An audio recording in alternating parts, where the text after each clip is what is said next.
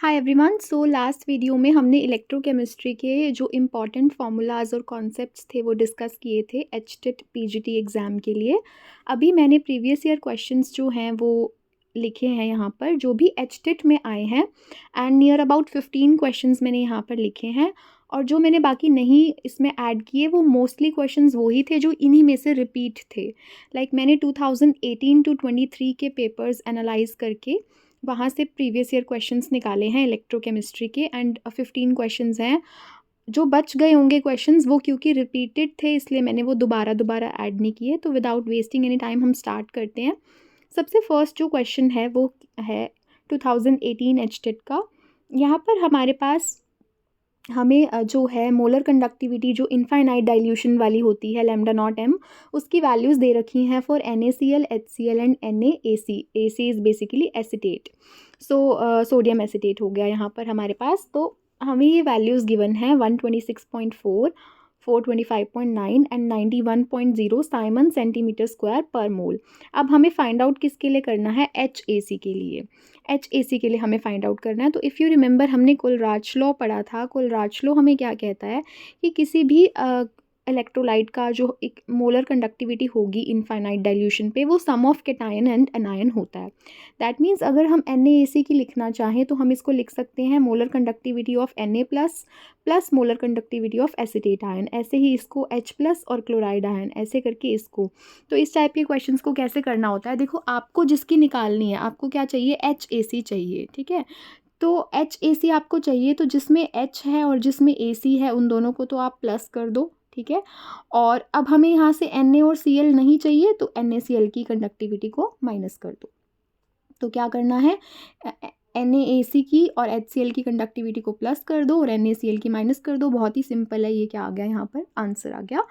तो ये क्वेश्चन हो गया यहाँ पर। अब हम नेक्स्ट क्वेश्चन देखते हैं। नेक्स्ट क्वेश्चन तो बहुत ही सिंपल था। एक 2018 में सीधा ही ये पूछा हुआ था कि डेल्टा G0 और E0 सेल में क्या रिलेशन होता है। तो ये रिलेशन होता है, हमने पढ़ा ही है, delta G0 is equal to minus NF E0 cell. Okay, next question है फैराडेज लॉ से, एंड फैराडेज लॉ से काफ़ी क्वेश्चंस आए हुए हैं एचटेट में। तो व्हाट वेट ऑफ कॉपर, जिसका एटॉमिक मास गिवन है 63.5, deposits when 1 Faraday of electricity is passed through cupric salt solution. तो सबसे पहले क्यूप्रिक क्या होता है? कॉपर 2 पॉजिटिव में, ठीक है।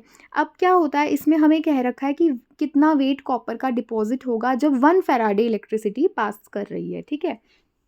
तो हमने ये पढ़ा था फैराडेज फर्स्ट लॉ कि जो भी वेट ऑफ इलेक्ट्रोलाइट होता है वो डायरेक्टली प्रोपोर्शनल होता है to the quantity of electricity, और फिर हमने ये प्रोपोर्शनैलिटी साइन हटा के Z लगाया था। Z क्या होता था? इलेक्ट्रोकेमिकल इक्विवेलेंट, जिसका फॉर्मूला होता था E/96500।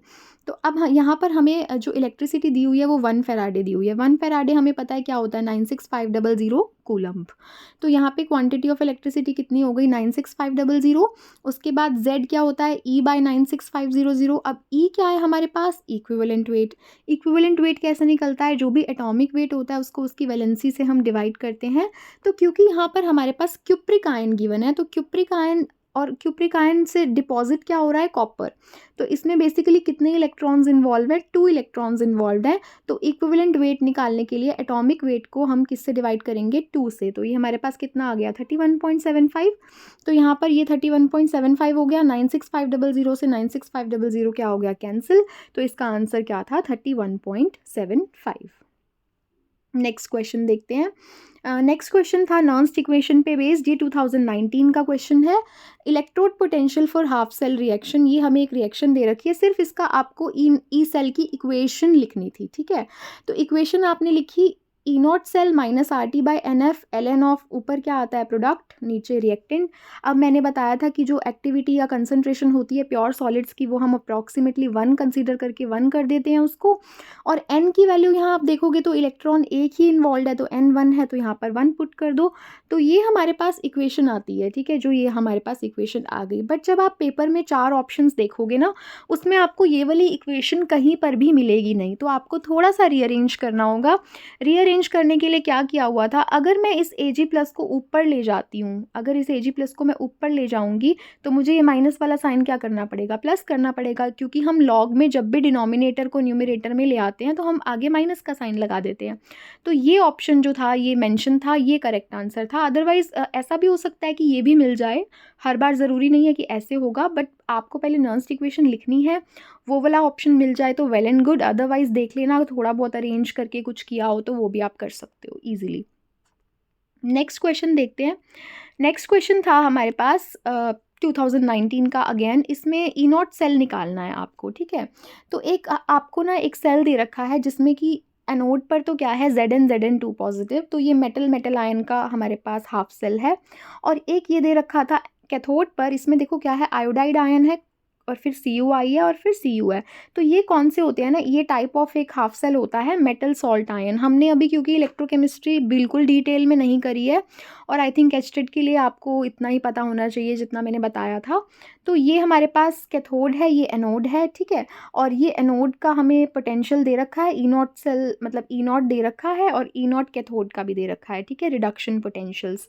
अब हमें पता है E0 सेल क्या होता है, E0 कैथोड माइनस एनोड। तो कैथोड का कितना है -0.17 और एनोड का कितना है -0.76। तो यहाँ से आंसर आ जाएगा। मेक श्योर क्या करना है कि जब भी आप ये फॉर्मूला लगाते हो ना, E0 cathode minus E0 anode, तो ये दोनों ही पोटेंशियल्स कौन से होने चाहिए, रिडक्शन पोटेंशियल होने चाहिए।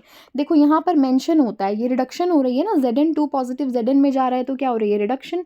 कॉपर पॉजिटिव कॉपर में जा रहा है तो भी क्या हो रही है, रिडक्शन। तो दैट मीन्स ये दोनों क्या है, रिडक्शन पोटेंशियल्स हैं। ये आपको मेक श्योर करना है हमेशा, ठीक है।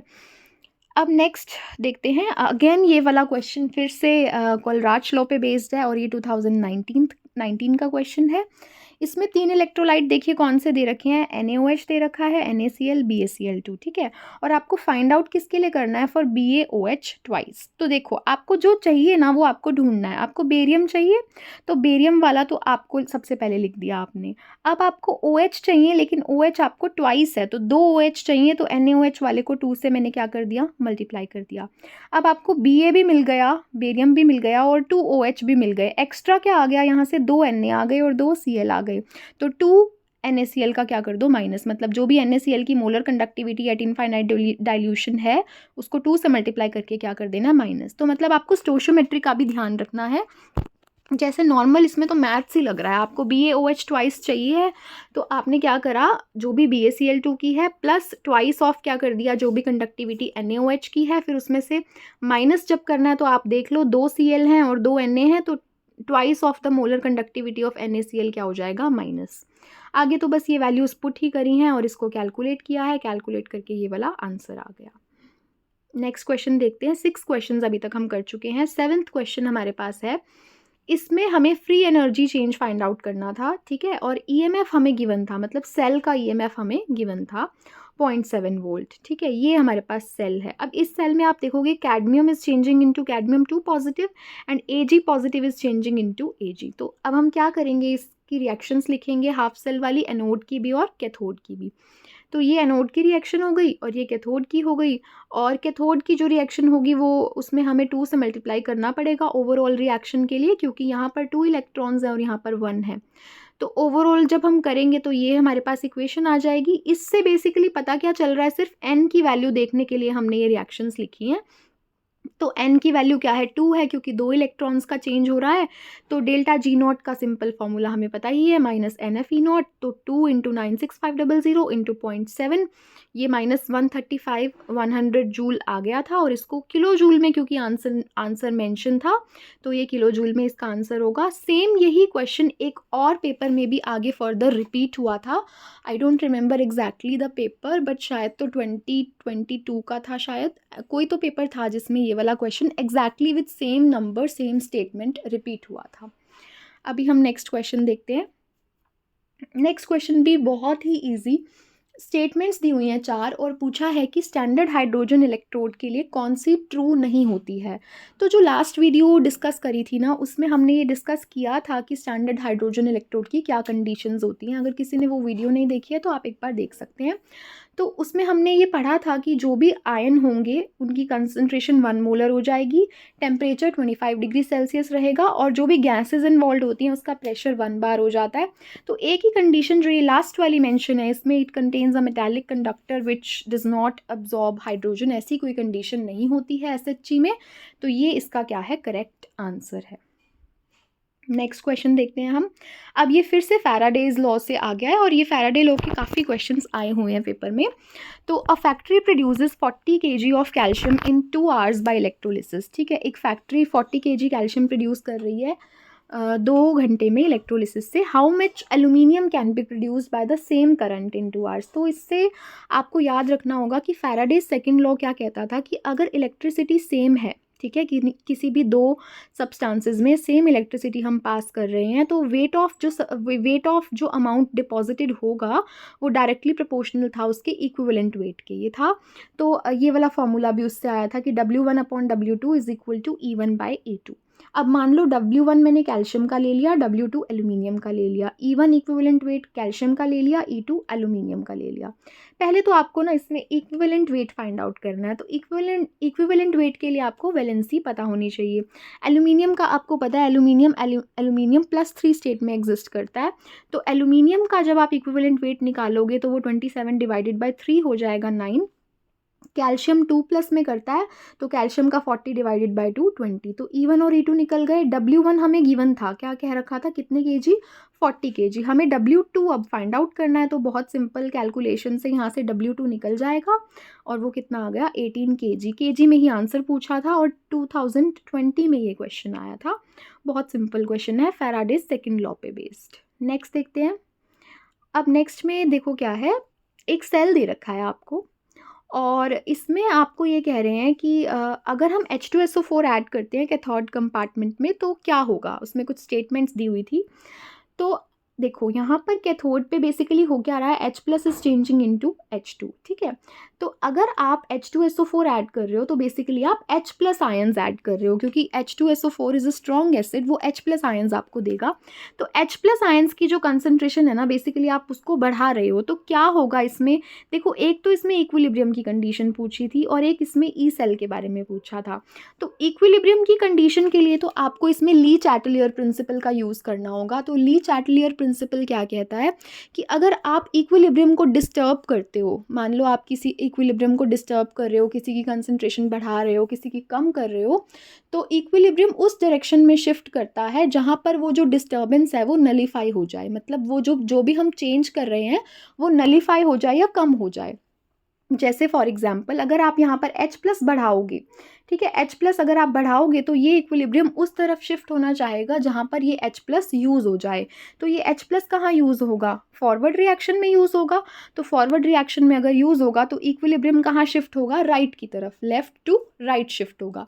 तो इक्विलिब्रियम का तो ये ऐसे हो जाना था। अब ई सेल के बारे में भी हमें इसमें बताना था। तो ई सेल के लिए आप एक काम ये कर सकते हो कि आप इसमें नर्न्स इक्वेशन लिख लो। ठीक है, तो नर्न्स इक्वेशन लिखी, E0 cell minus RT/NF ln of, देखो यहाँ पे क्या है, Zn2 पॉजिटिव, H2 गैस है तो गैस का हम प्रेशर लेते हैं और सॉलिड की कंसंट्रेशन हम लेते नहीं है, तो यहाँ H+ की आ गई। अब आप H+ की कंसंट्रेशन को बढ़ा रहे हो। ठीक है, अगर आप H+ की कंसंट्रेशन को बढ़ा रहे हो तो ये ओवरऑल जो है ये क्या हो रहा होगा, कम हो रहा होगा, क्योंकि डिनोमिनेटर अगर बढ़ रहा है तो ओवरऑल फ्रैक्शन क्या हो रही होगी, कम हो रही होगी। अगर ये कम हो रही है तो माइनस वाली टर्म कम हो रही है, माइनस वाली टर्म कम होगी तो ई सेल यहाँ पर क्या कर जाता है, इंक्रीज कर जाता है। ठीक है, इस केस में। नेक्स्ट देखते हैं। नेक्स्ट क्वेश्चन है, a current of 9.65 ampere is passed through an aqueous solution of NaCl using electrodes for 1000 seconds. Time दे रखा है, करंट दे रखा है। ठीक है, उसके बाद हमें पता है 1 faraday is equal to 96500 coulombs. तो amount of NaOH formed on electrolysis will be, तो NaCl की इलेक्ट्रोलिसिस करके हमें NaOH बनाना है। और क्वेश्चन की स्टेटमेंट से पता लग रहा है I दे रखा है, T दे रखा है, तो फैराडेज फर्स्ट लॉ पे बेस्ड ये क्वेश्चन है। ठीक है। सबसे पहले ना हम इसकी इलेक्ट्रोलिसिस की इक्वेशन लिखेंगे। वो क्या होती है, NaCl की हमने क्या करवाई है, इलेक्ट्रोलिसिस करवाई है। ठीक है, तो इसमें क्लोरीन गैस और हाइड्रोजन गैस बनती है और साथ में क्या बनता है, NaOH बनता है। अब आपको I दे रखा है, T दे रखा है, फॉर्मूला लगेगा W is equal to ZIT। Z क्या होता है, E/96500। अब हमें किसका अमाउंट निकालना है, NaOH का निकालना है ना, कि NaOH कितना डिपॉजिट हो रहा है। तो हम इक्विवेलेंट वेट भी किसका लेंगे, NaOH का लेंगे। और NaOH का जो एटॉमिक मास, मतलब जो मोलर मास होता है, वही उसका इक्विवेलेंट होता है, क्योंकि वैलेंसी क्या होती है, 1 होती है। वैसे हम बेसिस के, एसिड्स और बेसिस के केस में वैलेंसी नहीं देखते, एसिडिटी और बेसिसिटी देखते हैं। जैसे ये बेस है तो हम इसकी एसिडिटी देखते हैं कि ये कितने नंबर ऑफ हाइड्रोक्सिल आयंस देता है। तो ये OH- एक ही आयन देगा ना, तो इसलिए इसकी जो एसिडिटी होती है वो 1 होती है। तो इसीलिए यहाँ पर जो इसका मोलर मास वही इसका इक्विवेलेंट वेट। तो 40 हो गया। अब यहाँ पर पुट करेंगे सब कुछ 40, ठीक है, और फिर डिवाइडेड बाय 96500। 9.65 करंट था, 1000 सेकेंड्स के लिए था, तो आंसर क्या आ गया यहाँ से, 4 ग्राम। ये भी 2020 में था। नेक्स्ट क्वेश्चन 12, मैंने ये लिखा नहीं, ठीक है। जो कोलराज-लो का क्वेश्चन 2018 में आया था वो सेम 2023 में रिपीट हुआ था, ठीक है, तो सेम ही था, इसलिए मैंने लिखा नहीं है। 13th क्वेश्चन देखते हैं। अब ये क्या है कि इसमें स्टैंडर्ड रिडक्शन पोटेंशियल्स हमें दे रखे हैं 2 रिएक्शंस के। हमें एक और मतलब रिएक्शन है उसका स्टैंडर्ड EMF निकालना है। मतलब हाफ सेल के हमें दे रखे हैं, हाफ सेल के E0 दे रखे हैं, हमें पूरी रिएक्शन का E0 सेल निकालना है। इसमें ना आपको एक बात ध्यान में रखनी होती है। देखो, कुछ प्रॉपर्टीज़ होती हैं जो इंटेंसिव होती हैं और कुछ प्रॉपर्टीज़ होती हैं जो एक्सटेंसिव होती हैं। इंटेंसिव प्रॉपर्टीज़ वो होती हैं जो अमाउंट ऑफ सब्सटेंस पे डिपेंड नहीं करती हैं, इंडिपेंडेंट होती हैं। और एक्सटेंसिव वो होती हैं जो डिपेंड करती हैं। तो जो इंटेंसिव होती है, जो अमाउंट पे डिपेंड नहीं करती हैं, वो एडिटिव नहीं होती नेचर में। मतलब हम उनको ऐड नहीं कर सकते। हम ऐसे नहीं कर सकते कि 2 रिएक्शन का E0 सेल पता है, तीसरे का निकालने के लिए उनको प्लस कर दो, नहीं कर सकते। लेकिन डेल्टा G जो है, गिब्स फ्री एनर्जी का चेंज है, वो एक्सटेंसिव प्रॉपर्टी है। और क्योंकि वो एक्सटेंसिव प्रॉपर्टी है तो वो एडिटिव होती है नेचर में, तो हम उसको ऐड कर सकते हैं। इसलिए इन क्वेश्चंस में हम क्या करते हैं, हम डायरेक्टली E0 को ऐड करके आंसर नहीं निकालते, डेल्टा G0 के थ्रू आंसर निकालते हैं, ठीक है। तो देखो आपको क्या क्या दे रखा है, पहले आप वो लिखो। Fe2 plus is changing into Fe, तो ये रिएक्शन है, इसका E0 आपको दे रखा है, ठीक है। फिर SN2 प्लस से SN का भी दे रखा है, ये दे रखा है। अब ओवरऑल रिएक्शन में देखो क्या है, Fe2 प्लस तो Fe में चेंज हो रहा है, पर ये वाली रिएक्शन रिवर्स है, क्योंकि ये तो दोनों ही रिडक्शन लिख दी ना हमने, एक का तो ऑक्सीडेशन होगा, तो इस रिएक्शन का हमने क्या कर दिया, रिवर्स कर दिया। जैसे ही रिवर्स करोगे ना तो E0 सेल भी रिवर्स हो जाएगा, ये बात आपको ध्यान में रखनी है। E0 सेल भी क्या हो जाएगा, रिवर्स हो जाएगा। तो यहाँ पर हमने क्या करा है, देखो पहले Fe2 प्लस 2 इलेक्ट्रॉन गेन करके Fe बना रहा है, इसका E0 दे रखा है, डेल्टा G0 यहाँ से निकाला, -NF E0, ठीक है। N की वैल्यू कितनी है, 2 है। F को अभी एज इट इज़ रख लो और इसकी वैल्यू पुट कर दो, तो यहाँ से ये प्लस का 0.88 F आ गया, ठीक है। अब नेक्स्ट रिएक्शन थी, इसका रिवर्स किया, क्योंकि रिएक्शन का रिवर्स किया तो E0 का भी क्या हो जाएगा, रिवर्स हो जाएगा। तो ये माइनस था तो ये प्लस हो गया, इसका भी क्या निकालेंगे, डेल्टा G0 निकालेंगे।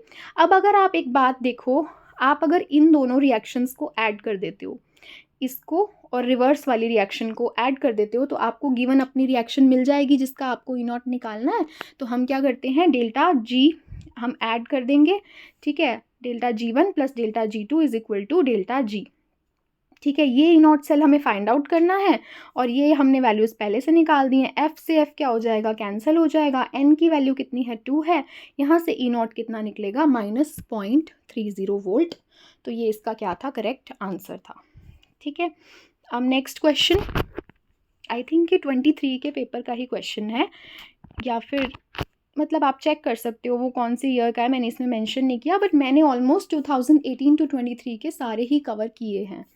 एक आधा कोई स्किप हो गया तो वो अलग बात है, but I have tried to cover all the questions. अब इसमें देखो, इसमें भी सेल पोटेंशियल हमें निकालना है, ठीक है। मतलब इसमें तो आई थिंक सिर्फ इक्वेशन ही लिखनी थी, जैसे नर्म्स इक्वेशन लिख के ही बतानी थी। तो उसके लिए हम क्या करेंगे, Mg किस में चेंज हो रहा है, Mg2 प्लस में, और Ag प्लस किस में चेंज हो रहा है, Ag में। अब हमें पता है नंबर ऑफ़ इलेक्ट्रॉन्स हमें क्या करने होते हैं, बैलेंस करने होते हैं। तो इस इक्वेशन को 2 से मल्टीप्लाई करके लिखेंगे तो ये आएगा। ओवरऑल इक्वेशन कैसे होगी, ऐड होके आ जाएगी, ये ओवरऑल इक्वेशन आ गई। अब E cell is equal to E naught cell minus R T by N F होता है, एन यहाँ कितना है 2। एल एन में देखो ऊपर क्या आएगा, ये दोनों आएंगे और नीचे रिएक्टेंट्स आएंगे, पर एम जी और ए जी सॉलिड मेटल्स है तो सॉलिड वालों की कंसनट्रेशन स्किप कर देंगे तो नहीं आएगी, तो यहाँ पे एम जी 2+ की, और क्योंकि इसकी स्टोशियोमेट्री 2 है तो इसकी पावर क्या हो जाएगी 2 हो जाएगी। तो यही इसका क्या था, करेक्ट आंसर था। एक क्वेश्चन और है 2022 का, इसमें देखो क्या था, इसमें ना ई नॉट सेल फाइंड आउट करना था, ठीक है, और ये दोनों चीज़ें आपको गिवन थी। तो ई नॉट सेल मतलब ओवरऑल सेल, आपको ओवरऑल सेल का जो इलेक्ट्रोड पोटेंशियल है, स्टैंडर्ड इलेक्ट्रोड पोटेंशियल है, वो निकालना था। हाफ सेल रिएक्शंस का आपको दे रखा था। तो Fe3+ चेंज कर रहा है Fe2+ में, इसका दे रखा था आपको, ठीक है, और Zn2+ चेंज कर रहा है Zn में, इसका भी दे रखा था आपको। अब सबसे पहले तो ना आपको ये डिसाइड करना है कि कौन सा एनोड बनेगा और कौन सा कैथोड बनेगा, ठीक है। आप रिडक्शन पोटेंशियल की वैल्यूज़ देखो, इसका रिडक्शन पोटेंशियल 0.77 है और इसका -0.76 है। ऑब्वियसली ये रिडक्शन पोटेंशियल बड़ा है, तो क्योंकि ये रिडक्शन पोटेंशियल बड़ा है तो ये वाला कहाँ जाएगा, कैथोड पे, और ये कहाँ जाएगा, एनोड पे। तो इसकी क्या होगी, रिडक्शन होगी, और इसकी क्या होगी, ऑक्सीडेशन होगी। तो ऑक्सीडेशन क्योंकि इसकी होनी है जिंक वाली रिएक्शन की, तो इसको हम रिवर्स कर लेते हैं, ठीक है। तो मैंने क्या किया देखो यहाँ पर, और हाँ इलेक्ट्रॉन बैलेंस भी देख लेते हैं। यहाँ पर तो 2 इलेक्ट्रॉन्स है, पर यहाँ पर एक ही इलेक्ट्रॉन है, तो हम इस वाली इक्वेशन को 2 से क्या कर देंगे, मल्टीप्लाई कर देंगे। तो अब देखो फाइनली हमने क्या किया, इसको 2 से क्या कर दिया, मल्टीप्लाई कर दिया, ये इक्वेशन आ गई। Zn वाली को रिवर्स कर दिया, क्योंकि मैंने Zn वाली को रिवर्स किया तो इसका ई नॉट का साइन भी क्या हो गया, चेंज हो गया, और इसका ई नॉट ये है। अगेन मैंने बताया कि हम ई नॉट को डायरेक्टली ऐड नहीं कर सकते, हमें डेल्टा जी नॉट में कन्वर्ट करना पड़ेगा। तो यहाँ से डेल्टा जी नॉट निकाला, यहाँ से डेल्टा जी नॉट निकाला, और फिर इसका -1.54 आया, और ये सॉरी मैं यहाँ पर लिखना भूल गई, बट इसका जो यहाँ पर आएगा वो -1.52 आएगा, ठीक है। तो यहाँ से -1.54 आया डेल्टा जी नॉट, यहाँ से -1.52 आया, इन दोनों को ऐड करा तो हमारे ओवरऑल सेल रिएक्शन बन गई, और ओवरऑल सेल रिएक्शन का ही हमें क्या निकालना था, ई नॉट निकालना था। तो फिर से वही काम करेंगे, delta G naught is equal to delta G naught 1 और डेल्टा जी नॉट 2। तो यहाँ से ये पुट करेंगे और यहाँ से ई नॉट सेल की क्या निकल जाएगी, वैल्यू। आई थिंक एक जो हमने डेल्टा जी वाला पहले क्वेश्चन किया, इसमें आप ध्यान रखना ये डेल्टा जी नॉट है, ठीक है, ये नॉट भी ऊपर है, मैं लिखना भूल गई थी, क्योंकि ई नॉट सेल से डेल्टा जी नॉट ही निकलता है, ठीक है। तो हमने इसमें 15 क्वेश्चंस कवर किए हैं, एंड इसी टाइप के क्वेश्चंस बार बार रिपीट हो रहे हैं। तो ये काफ़ी 2018 से 23 आप देख सकते हो, लाइक नियरली 5-6 ईयर्स के क्वेश्चंस हो गए हैं। तो ऐसे ही क्वेश्चंस आएंगे, इससे अलावा आई डोंट थिंक कुछ फ्रेम हो सकता है। तो ये वीडियो आई थिंक आपके लिए काफ़ी हेल्पफुल रहेगी। Thank you so much.